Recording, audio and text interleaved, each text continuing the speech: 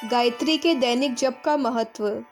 मनुष्य मात्र के लिए स्वभावतः कुछ बातें परमावश्यक होती हैं। उनमें भोजन, वस्त्र, आवागमन आदि प्रधान है।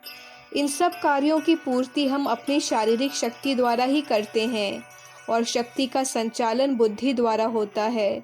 इसलिए हमारी बुद्धि का सदैव विकास होता रहे और दुर्बुद्धि न बनकर सुबुद्धि ही बनी रहे, इसके लिए हमको सदैव सचेष्ट रहना चाहिए।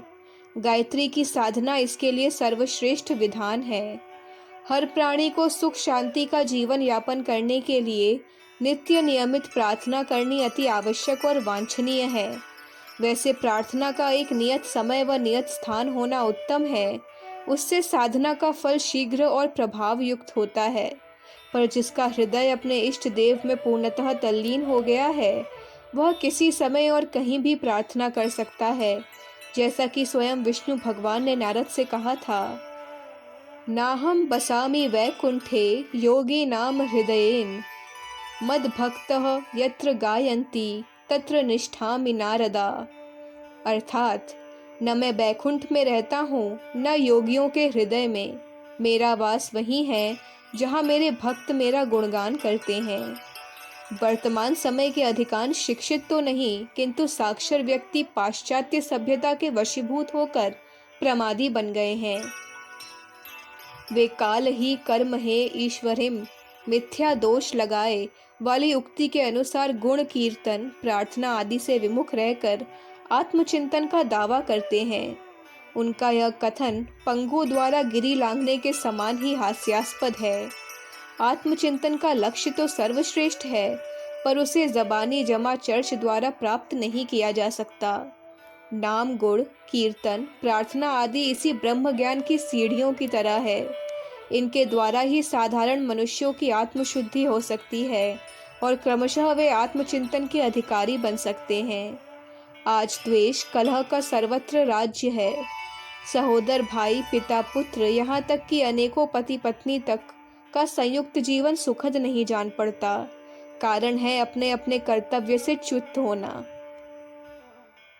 वैसे तो इतिहास में सभी युगों में मानव समाज में कोई न कोई त्रुटियां रही हैं, जिनके कारण उनको संकट सहन करने पड़े हैं।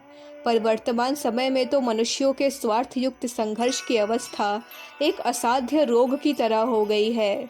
इस विपन्नावस्था से छुटकारा पाने के लिए कोई विशेष औषधि ही काम दे सकती है, और हमारे मतानुसार वह औषधि केवल गायत्री जप ही हो सकता है।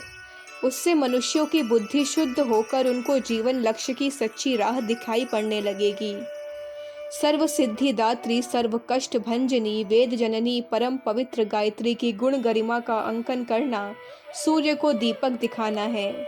गायत्री की महिमा भारतीय समाज में अति प्राचीन युगों से भली प्रकार विदित है, पर आज भौतिकता की बाढ़ ने, आसुरी भावों की बुद्धि ने अधिकांश लोगों को उससे विमुख कर दिया है।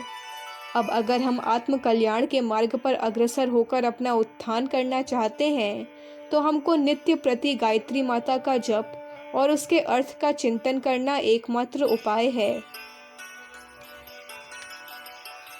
हमको चाहिए कि विश्व कल्याण के सर्वोच्च लक्ष्य तक न पहुंच सकें, तो कम से कम अपने तुच्छ स्वार्थ भाव से मुक्ति पाने के लिए ही कम से कम 108 बार या यथासंभव जितना भी अधिक हो सके अपनी परम हितदात्री माता गायत्री का जप करना अपना परम कर्तव्य समझें। अखंड ज्योति, जनवरी 1959, पृष्ठ संख्या 33-34। हमारे YouTube चैनल विचार क्रांति दूत अखंड ज्योति पत्रिका को सब्सक्राइब करें एवं अगली वीडियोस प्राप्त करने के लिए बेल आइकन दबाएं। धन्यवाद।